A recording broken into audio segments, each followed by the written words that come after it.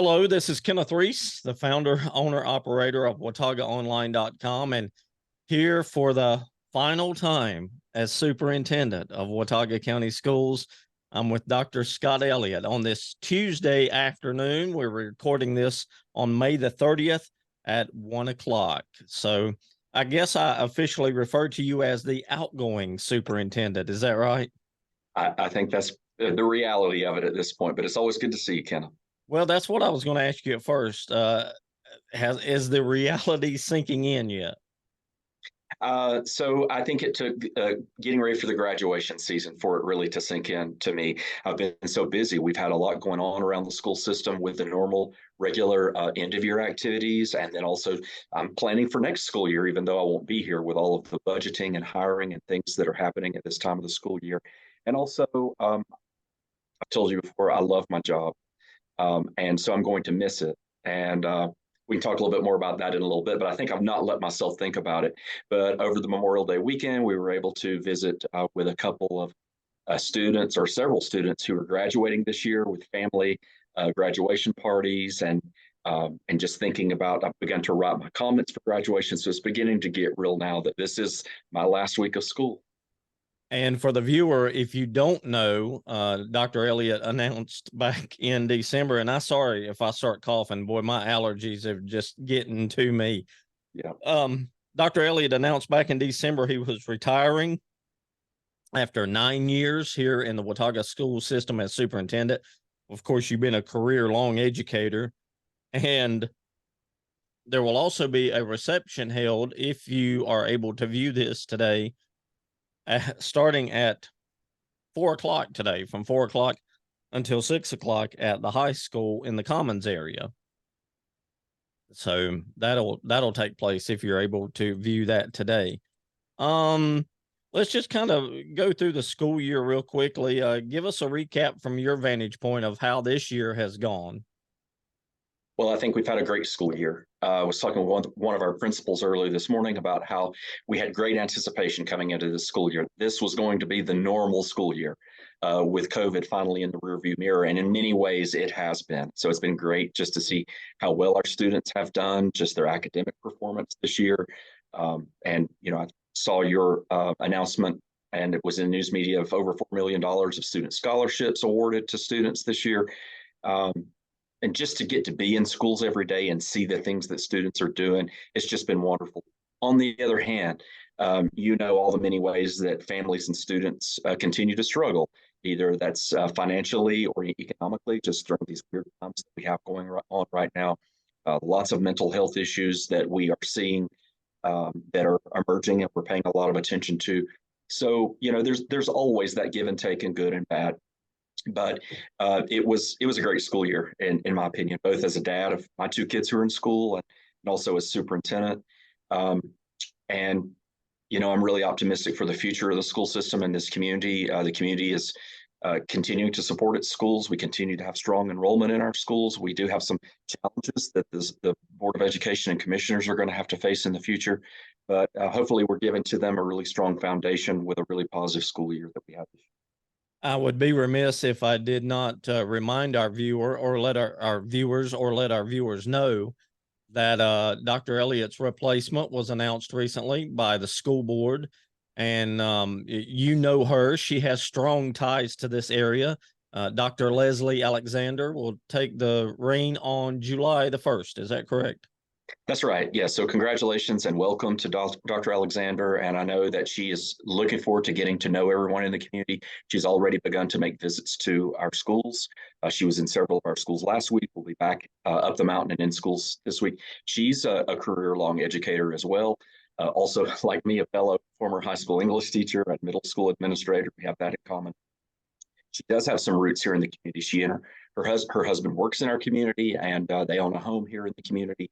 She's a graduate of Appalachian State University, and specifically sought out Watauga County as the place where she wants to come and to serve as a superintendent in her career. So her first week on the job will be the first week of July. Of course, we have the July 4th week holiday that week. So sometime that week she'll get started. I'll be with her for a short period of time just to help her with the transition. Maybe a few weeks during the month of July. We'll see, and then she'll be here on her own, and everyone will look forward to seeing her out and about at school events. Talk about the seeing schools. We always touch on the Valley Crucis School Project. It is really taking shape now. I have mentioned before that I live here in the Valley. I pass by it nearly every day, but I go by on Sundays and take pictures and videos to put together a timeline that I'll publish. I have not been able to get by there the last 2 Sundays to take pictures. And even just driving by it today, I noticed, I was like, wow, what an incredible difference. You can start to see it taking shape now. Yeah, absolutely. So it's right on schedule. The general contractor, the architect, and the county and the county manager who are coordinating construction process have been right on top of it. We have been fortunate with the relatively good weather that we had all winter. That meant that all of that below ground work was able to be done on schedule, if not a little bit ahead of time. Rigid inclusion, that support the foundation, that the foundation's been poured. You've probably seen block work that's going up out there, culverts and cement drainage. You're really beginning to see the outline of the school building taking shape. And I think it's not going to be very long. Early to midsummer, you're going to start seeing the vertical pieces of the school going up. So I hate that I'm not going to be superintendent and seeing that all the way through to completion. But I feel really good that it is on its way. It's on autopilot, if you will, at this point. And it's going to happen after decades and decades and decades of that community needing and deserving a new school, a new, safe, healthy school for those children. I believe that it's going to be a school that the community will be proud of for generations to come. Well, you may not be superintendent at the time, but obviously you'll be invited back for all the festivities and the grand opening when that takes place, and expecting that to be completed in 2024, correct? At the end of 2024. At the end.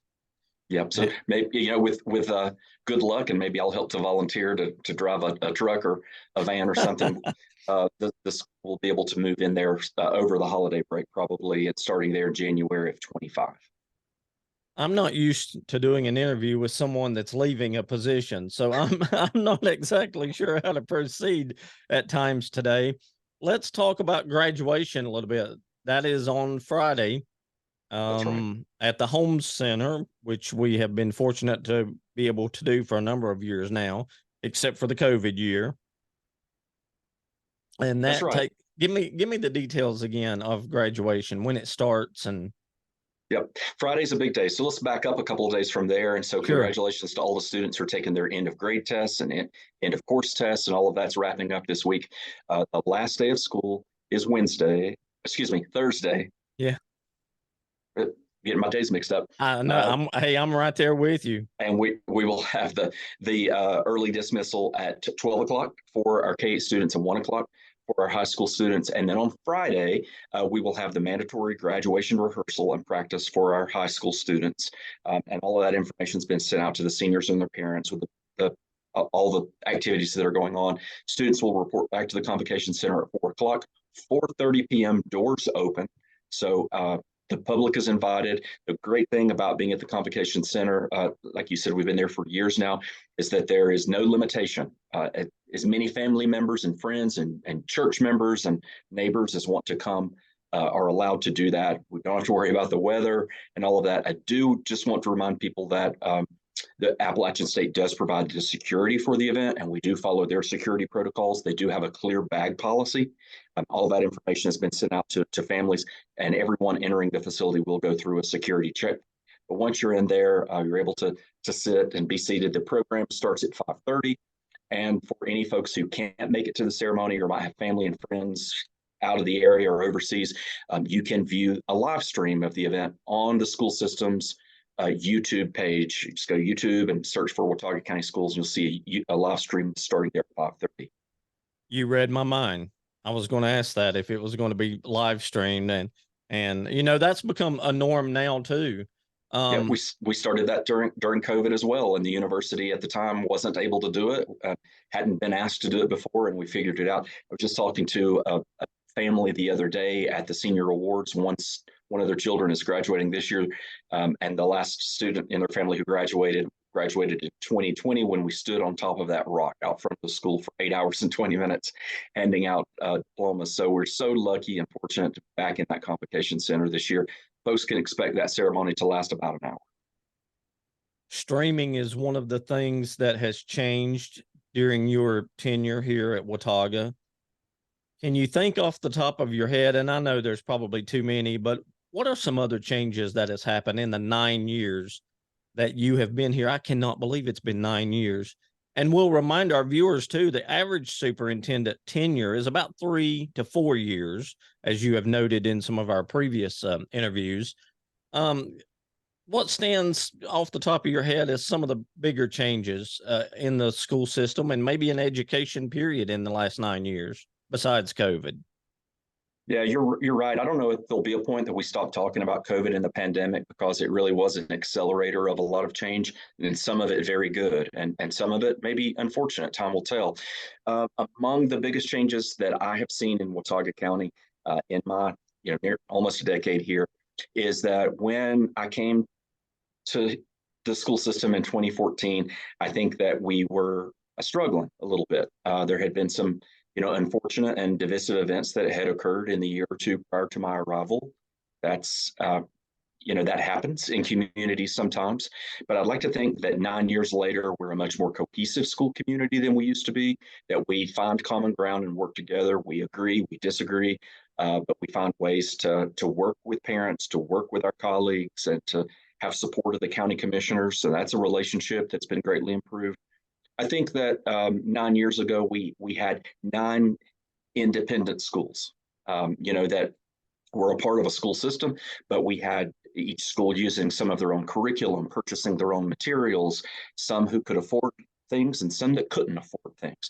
And so through changes of how we do even the most basic things, like how I recommend and structure a budget recommendation for our county commissioner so that our smaller schools have an equitable shot at being able to purchase things, and so that all of our teachers across the county are using similar, if not the same materials, so that they can work together and share and save money for the county. Then, of course, technology. And that was happening before the pandemic, but the pandemic just accelerated the ability for students and teachers to use technology to be able to continue instruction. And of course, you and I talk about it several times throughout every year, which is about how we manage the weather. So on the one hand, the school calendar has gotten tighter and tighter, and we've had less and less flexibility. Yet on the other hand, they've given us these remote learning days that we are still refining and figuring out how to make the most of and keep in balance. This year, with only, I think it was 5 or 6 days that we missed, only, what I see the other day, 7 inches of snow and ice. If you got really creative with how you measured things this year, it wasn't as much of a factor. But I think the biggest change that I've seen in the bigger picture of education is sort of this disruption of time and place. It isn't that you show up from this time to this time at this place and get this information. Education is becoming much more individualized and detailed and flexible. There are many more choices that people have about education than used to, and schools are adjusting. All in all, I'm just super proud of our school system and the relationships that we have with the community. Last thing about that, I think we were reminded of it during the pandemic, but it's always been true, and even more so in the last 2 or 3 years. And that's how much of a connection there is between our schools and our communities. There's a little K-8 school in every corner of our community, and it is a place where families come when they have needs. It's a place where grandparents come together to build community and to celebrate watching their children in band or ball games. It's where people came to get food. It's where people came to get COVID tests and things like that. And in the future, I hope that people will continue to cherish and protect their public schools as parts of the fabric of our community. It just dawned on me right now, too. You talk about the role that the schools have played, especially during COVID. And I go back to voting. That's right. A lot, if not all of the schools were used as voting sites. And that had not happened in quite some time, if ever, for some of the schools. I don't know why that popped in my head, but it did. Well, we heard so many positive things about that, and we have a fantastic relationship with our local board of elections. I think that our schools should be used as polling places, and again, that's a difference. That was a huge an area of conflict between the schools and Board of Election prior to my arrival here. With greater flexibility now with the calendar and these remote learning days, we can afford to be able to have students be remote during election day. So you see how these changes kind of go together. But to be able to make voting and our elections more accessible to our local neighbors and communities is a really good thing and a service that our schools can provide. Indeed. Well, you don't normally get to have an interview with someone who's leaving because, as you said, in my role, usually either most people are glad they're gone or you don't have a chance to talk to them before they're gone. I realize that I work in a profession and in a career. I've always been a teacher at heart, but I chose this route as an administrator. My family and I chose to come to Watauga County on purpose. It has been the greatest blessing of our lives. But it's also been a blessing that I've been able to be allowed to be here for 9 years, and that I've had the support of many different Board of Education members with many different political and philosophical views. We've been able to find ways to build common ground for our schools. And it's just been a blessing to me. And to get to meet people like you, Kenneth, and to work with folks in our community has been wonderful. So I just want to say thank you, to our community, and just continue to encourage people to continue to support these schools and our teachers. You know, I'll always say thank you to them, and just keep all these good things going. Oh, the relationship that you and I have had, and you with all of the other media here in the area, has been fantastic. Anytime I've asked for any information, you have give it to me willingly, even if it's at 4:30 in the morning. That's right. To tell me that it's slick on whichever road may be covered at that particular time. I don't think a lot of folks know how much we really communicated at 4 and 4:30 and 5 and 5:30 a lot of those mornings. Maybe not this past winter, but in the winters before, for sure. Yeah, absolutely. You're not gonna miss that at all, are you? The snow Well, routes. I won't envy the people who have to do it after me, but you know, there are worse things than getting up and running around this beautiful county at 4:30 in the morning. But it does wear on you. If you just have to do it like 1 or 2 days in a row is one thing, but then when it gets to be like 7 weekdays in a row or 8 or 9, that's a little taxing. There was a year where our team and I checked roads at 3:30 in the morning for 40 days. And I believe, you know, and most of those days, you know, many of those days we don't dismiss school, but you don't know until you get out and check. And if anything that this winter told us, it's there's something going on with the forecast. And I don't mean to be critical of meteorologists, but it just seems like weather and how that weather changes in different parts of our community is getting sort of trickier, if you will, to predict. But yeah, I've enjoyed that. And Kenneth, you've always been open, and you've been a great communicator for us and all of the families and parents who follow you and your different media and social media outlets. When we've had lockdowns at schools or false threats or weather or whatever, you have been such a great conduit and a way to communicate with our families. And I know they appreciate you, and I appreciate you too. oh, you're too kind, and I appreciate all your help too. And you know what? I'll tell you what. The next time that I get some social media comments on Watauga Online, some folks not happy that down in Stony Fork it's sunshine, but up on beach they got 2 inches of snow. I'll take you a screenshot of that and send it to you. How about Please do. Please do. Some things change and some things remain the same. So can you, we just got a little bit of time left here before I start coughing again, maybe. Can you tell us a little bit, what's your immediate plans? Have you got anything in the pipeline you can tell us about? You want to take a little time off? Well, I want to well deserved, I might add.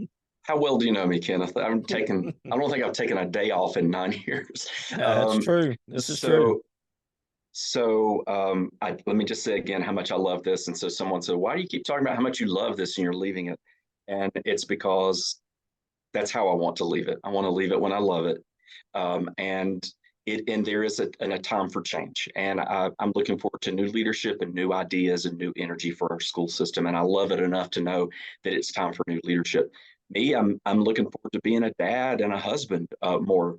And people will still see me at those ball games, and maybe I'll get to volunteer for the schools. For the immediate time being, I will be working with Dr. Alexander for several weeks. We, as many people know, are experiencing a lot of change with other retirements and turnover in our district. So I'll have a few weeks with her. I will be going to visit my mother-in-law and family out of state for a few days over July 4th. So it'll be a rare vacation and a time to decompress. My son is going to be a senior next year, so we're going to make some college visits this summer. Wow. I know he started here at the end of his second grade, start of third grade, and he's going to be graduating. So we're going to be making some college visits. I do have a job lined up. I'm not retiring. I'm just retiring from this, but I will be working. They're not ready to announce it yet, but I'll be working with a pretty big nonprofit organization here in the community. Still, trying to save the world and doing some good around these mountains and community. Will keep me busy and keep me connected to the community. And maybe there'll be some things that you and I can talk about there too. But I'm not going away. Still going to be here, loving this community and just getting to enjoy getting to work with folks like you and others for forever. For you, the viewer, if you are watching this today on Tuesday, May the 30th, right now it's 1:21 in the afternoon. There is a drop-in reception that will take place from 4 to 6 o'clock at Watauga High School in the common areas today. And you can drop by and say, maybe not goodbye to Dr. Elliott, but hello, and we'll see you down the line a little bit. That's the way I'm going to approach it. But that is today. And of course, you'll be at the graduation ceremonies, of course, on Friday.